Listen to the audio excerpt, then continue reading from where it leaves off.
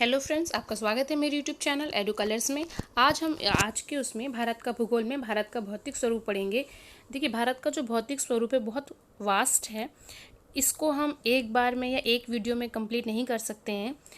भारत का भौतिक स्वरूप 9th क्लास में ज्योग्राफी का चैप्टर भी है, तो जो 9th क्लास के बच्चे हैं उनके लिए भी ये थोड़ा बेनिफिशियरी हो जाएगा। तो जो भारत का भौतिक भौतिक स्वरूप है, इसमें कई सारी चीज़ें आती हैं। जैसे भारत का जो मुख्य भू आकृतिक प्रदेश है, तो उसकी जो भौतिक संरचना है या धरातल के स्वरूप के आधार पर भारत को कई भागों में बांटा गया है। तो यहाँ आप देख सकते हैं, जैसे कि उत्तर पर्वतीय श्रृंखला, प्रायद्वीपीय पठार, उत्तर का विशाल मैदान, भारतीय मरुस्थलीय प्रदेश, समुद्र तटीय मैदान और द्वीप समूह। ये तो आज हम उत्तरी पर्वतीय श्रृंखला के बारे में पढ़ेंगे। यानी कि जो हमारे भारत में जो पर्वत श्रृंखला है उत्तरी भारत में, आज हम उसकी चर्चा करेंगे। तो देखिए, जैसे कि उत्तरी पर्वतीय श्रृंखला की हम बात कर रहे हैं, तो इसमें हिमालय का निर्माण हुआ। तो हिमालय का निर्माण ऐसा तो था नहीं कोई 1-2 साल या कुछ सालों में कंप्लीट हो गया होगा। कहते हैं कि लगभग 1 करोड़ वर्ष पहले हिमालय की जो सभी श्रृंखलाएं थी वो बनकर रेडी हो चुकी थी। और ऐसा ही बोला जाता है कि जो हिमालय है वहाँ पर पहले एक टेथिस सागर था। तो ये टेथिस सागर से हिमालय का जन्म कैसे हुआ, तो इसके बारे में कोबर का जियोसिंक्लाइन थ्योरी एवं एक अमेरिकी भूवैज्ञानिक थे, हैरी हैस। तो इन दोनों का एक प्लेट विवर्तनिकी का सिद्धांत, जिसको प्लेट टेक्टोनिक्स की थ्योरी भी बोलते हैं, उनकी थ्योरी के अनुसार जो यूरेशियन प्लेट थी और जो भारतीय प्लेट थी, जब वो टकराई आपस में, तो जो टेथिस सागर था उसमें बल पड़े, उसमें दबाव पड़ा और उसके बाद उस सागर के अंदर से हिमालय पर्वत का निर्माण हुआ। तो चलिए आज हम हिमालय पर्वत के बारे में पढ़ लेते हैं। देखिए, हिमालय जो है उसको भी क्योंकि वो एक वलित पर्वत है, तो इनकी जो किस तरीके से कैसे बने सारे, उनके क्या एज है हर एक पर्वत की, तो उसके निर्माण आयु के आधार पर उसको कैटेगराइज किया गया है। तो जैसे पहला है ट्रांस हिमालय, जिसको तिब्बत का क्षेत्र भी बोलते हैं। एक है वृहत हिमालय, महान हिमालय, जिसको ग्रेटर हिमालय भी बोलते हैं, लघु हिमालय, मध्य हिमालय। ठीक है, उसके बाद चौथा आता है शिवालिक यानी कि उप हिमालय। तो अगर आप यहाँ पे देखेंगे तो आपको सब दिखेगा। जैसे कि यहाँ पे आपको दिखेगा ये वृहत हिमालय है, ठीक है, और इसके बाद यहाँ पर आपको दिखेगा ये वाला, ये रहा मध्य हिमालय, ठीक। और इसके बाद सबसे आपको नीचे की साइड में, अगर आप थोड़ा नीचे जाएंगे तो ये आपको शिवालिक भी दिखेगा। तो ये 4 तरह के हैं। हिमालय को 4 भागों में बांटा गया है। तो पहले हम पढ़ लेते हैं ट्रांस हिमालय या तिब्बती हिमालय श्रेणी। इस श्रेणी में जो एरियाज़ आते हैं, जो पर्वत श्रेणियाँ आती हैं, वो है काराकोरम। ये जो है ये काराकोरम है, ये वाली ये काराकोरम श्रेणी है। यहीं पर आपको ये दिखेंगी, ये लद्दाख श्रेणी है, और ये वाली जास्कर श्रेणी है। यहाँ पे ये जास्कर श्रेणी है, और ये कैलाश श्रेणी।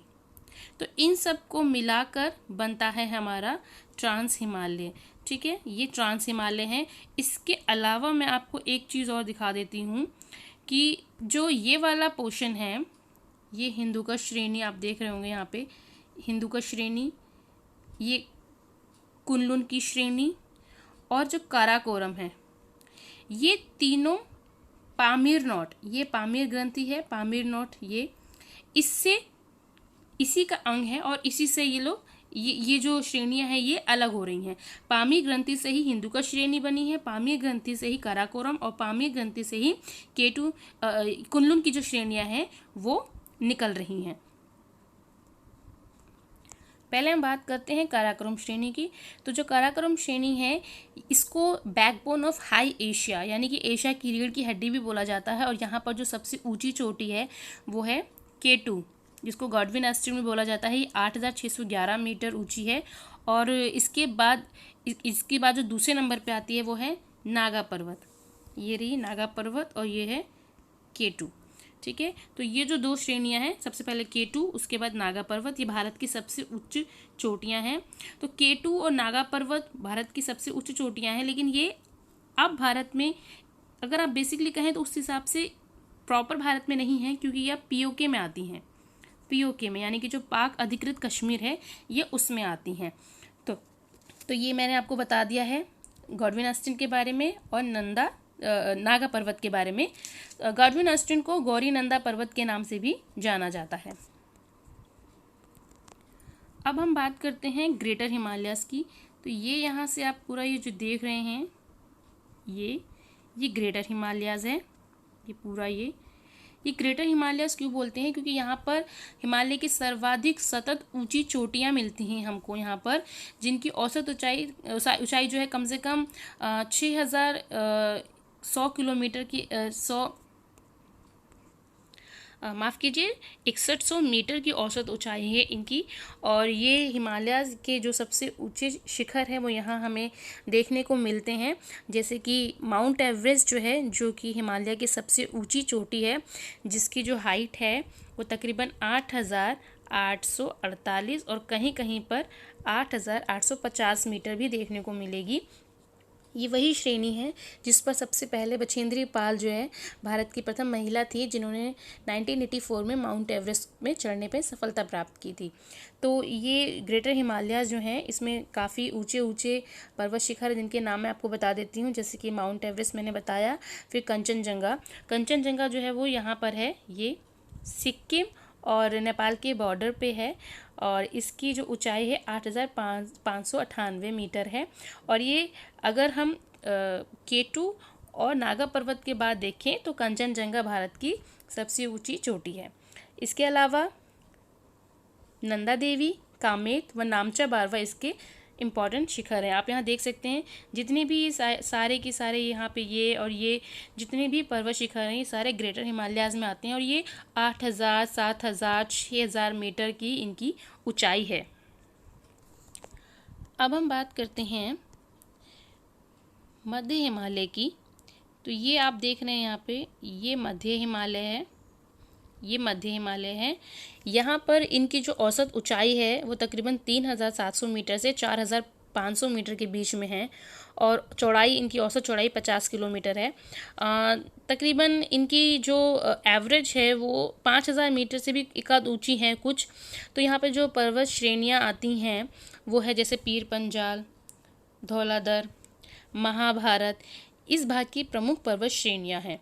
और पीर पंजाल श्रेणी में ही दो प्रमुख दर्रे हैं, एक बुर्जिल और एक बनिहाल दर्रा, जहां से जम्मू श्रीनगर मार्ग का जो जवाहर सुरंग है वो होकर गुजरता है।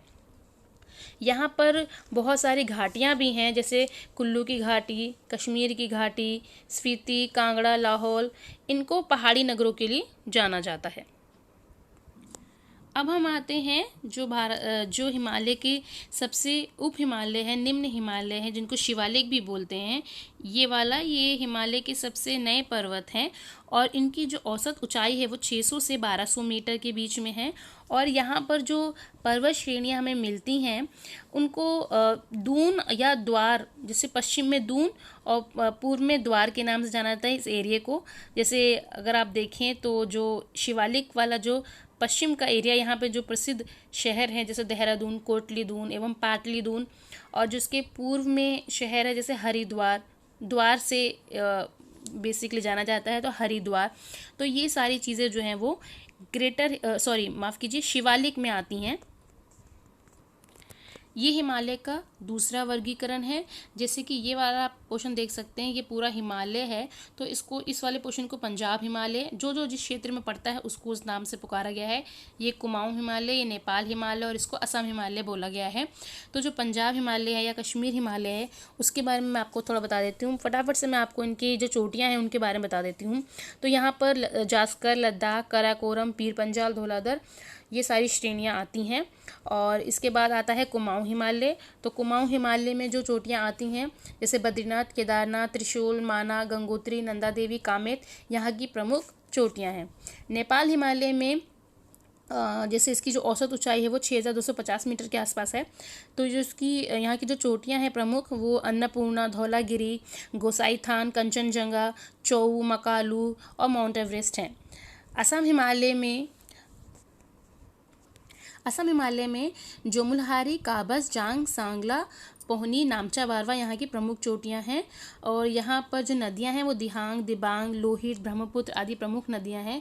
और यहाँ की हिमालय की अगर हम कहें सबसे ईस्टर्न चोटी जो है, सबसे पूर्व की जो चोटी है वो नामचा बारवा है, जिसकी ऊंचाई तकरीबन 7,756 मीटर के आसपास है।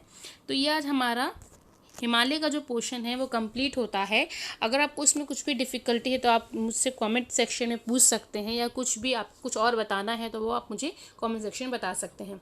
तो अगर आपको मेरा ये वीडियो अच्छा लगता है तो कृपया इसे लाइक, शेयर और सब्सक्राइब ज़रूर करें। Thank you so much.